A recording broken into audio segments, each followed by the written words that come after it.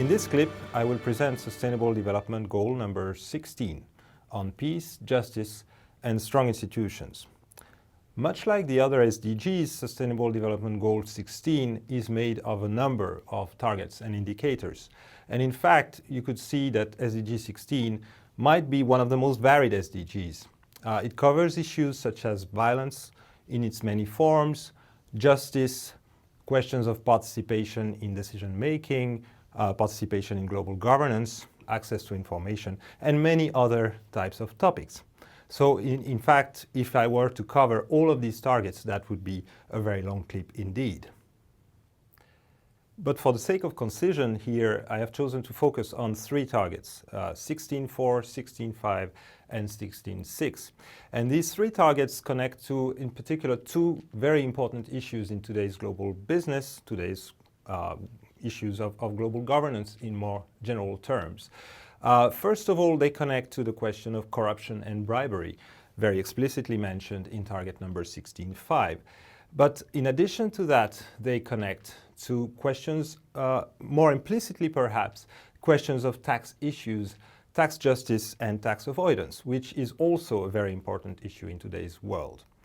To start with target 16.5 and corruption and bribery, I think it is important to problematize the way in which bribery and corruption has typically been framed in order to try and face it, in order to try and combat these practices. Very often it has been framed in terms of particular public sector individuals, public officials, but also the public sector of an entire country being prone to corruption and bribery. So the characteristic of corruption and bribery has been attributed to particular countries and especially developing countries. Now, of course, in terms of, in factual terms, of course, you see more corruption in a number of developing countries in the world, and therefore it does make sense to sort of blame certain particular countries and sometimes shame them for the amount of corruption. But it does little to address the issue very often, to just blame the countries for that, and it only looks at one side of the issue. So it is important to try and frame this question in different terms. It has been noted that in particular, framing the question in terms of the drivers and enablers of corruption would work much better to try and address the issue. And then if you think in these terms, what does enable corruption to a very large extent is simply the immense volumes of financial flows to financial secrecy places around the world. And here we're not talking about just financial secrecy in some tiny island states in the Caribbean or somewhere else, which have been blacklisted by the OECD, but we're talking actually about the largest financial centers of the world, quite simply. As noted here, the biggest financial centers of the world underpin pretty much every major case of corruption and also every major case of tax abuse, simply because the volumes are in those biggest financial centers. We are talking about those that top the ranking in 2018, the ranking of the Financial Secrecy Index. We're talking about Switzerland, the United States, the Cayman Islands, which are of course very directly related to the City of London, Hong Kong, Singapore, Luxembourg, Germany. We're not talking about small island states that are blacklisted.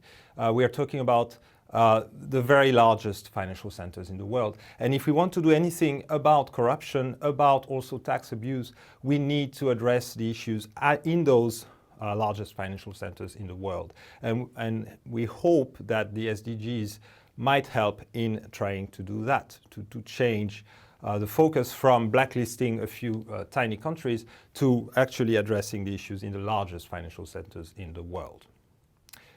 Now, very much related to this, of course, there's the question of illicit financial flows and its relations to organized crime. What needs to be noted here is that these issues have to be understood as relating not just to organized crime, as we usually understand it, trafficking of various kinds, including arms, but also other types of trafficking. We should understand this as relating to also multinational tax avoidance. According to the Tax Justice Network, multinational tax avoidance is the biggest element of illicit flows in most countries. And Because it is the biggest element of illicit flows, it means the volumes are such that there are huge interests in trying to prevent these flows of tax avoidance from being part of the definition of illicit financial flows. So at the moment there is a very big struggle, which is very important, to try and remove tax avoidance from the definition of illicit financial flows and from what is addressed and what is targeted by 16.4, by SDG 16.4 target. So one of the most important struggles is really to try and maintain multinational tax avoidance as a key focus within that target, and that's what the Tax Justice Network is trying to do. And very much related to this, we have the question of accountability and transparency of institutions. Now here, a little bit similar to the question of corruption, very often what the UN mainly thinks about when it thinks about accountability and transparency of institutions is really the countries, their public sectors, the public institutions, notably in developing countries. And of course, that is a bit of a problem. There's a bit of a limitation to only thinking about transparency and accountability of those institutions. Obviously, they need to be improved. Transparency and accountability of public sector needs to be improved probably in every single country in the world, and there's a lot to be done there. But in addition, we need to think about also the private sector, large corporations and their transparency and accountability, as well as civil society organizations, some of which are extremely powerful and need to be much more accountable and transparent. So here, it is very notable that we need greater accountability and transparency also for business corporations, and especially in relation to the tax questions. Business corporations obviously have improved tremendously their accountability and transparency in the past few years. They've had good financial accountability for a long time. They've been reporting very clearly on these things. They also have now increasingly non-financial reporting, which is also of a high level. What they don't have at the moment, at least not across the board, is really tax reporting, and especially tax country by country reporting, which is very much on the agenda of the EU at the moment. The European Union has a directive that will come into place in the near future about tax country by country reporting. And then the United Nations, of course, are also thinking about this. It would be important again here that SDG 16 in particular would make this a key part of its own agenda.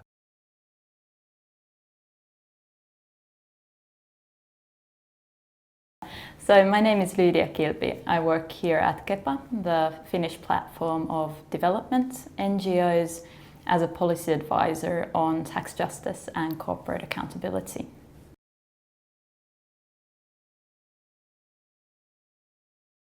Fair taxation requires transparent and strong institutions, but fair taxation also strengthens institutions. And issues such as tax avoidance and tax evasion, the fact that not all companies or individuals pay their fair share of tax, undermine that people's sense of justice, which can also create instability. What we have to keep in mind is also that tax is what pays for all the basic structures of a stable and peaceful society. Education, doctors, courts, the police, even the parliaments need taxes in order to run.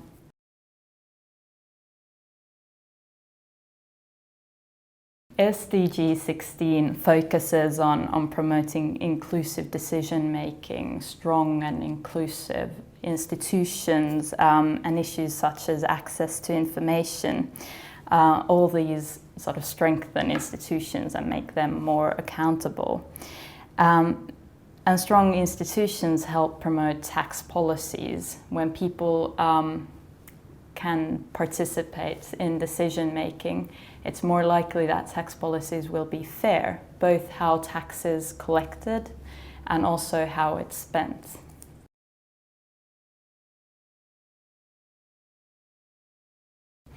Yeah, tax avoidance is hugely harmful, especially to developing countries, and it deprives them from important resources needed for development.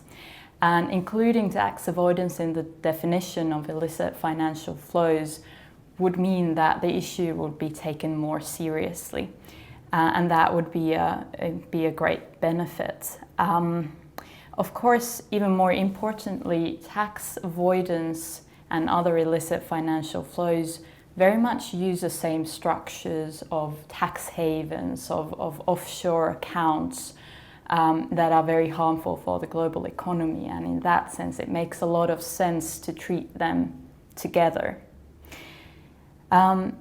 The challenges related to including tax avoidance in the definition of illicit financial flows, according to critics, is that they're essentially different things. That tax avoidance typically operates in the grey area between what is illegal and what is legal, exploiting the differences in legal structures and rules of different countries, while illicit financial flows are typically that it's dirty money, and that's why the critics think that they shouldn't be combined, the two.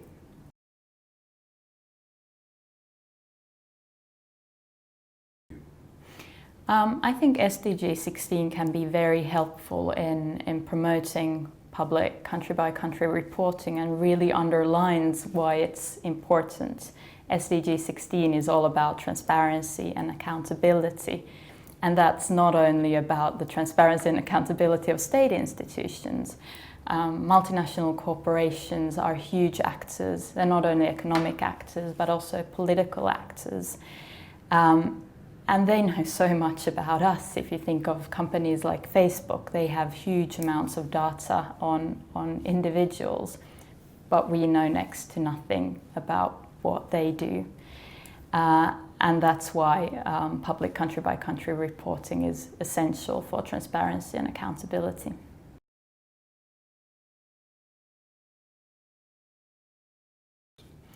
Yeah, SDG 16 includes promoting developing country participation in global decision making. And currently with tax issues and addressing tax avoidance, the situation is that there is no global platform for addressing this issue. In many ways, tax avoidance is a challenge similar to climate change. The actions of one state affects other states. The actions of companies affect people across borders, and also the solutions needed are global. So we definitely need a global tax body, a platform where all countries from all over the world have an equal say and an opportunity to participate in decision making on taxation and international tax issues.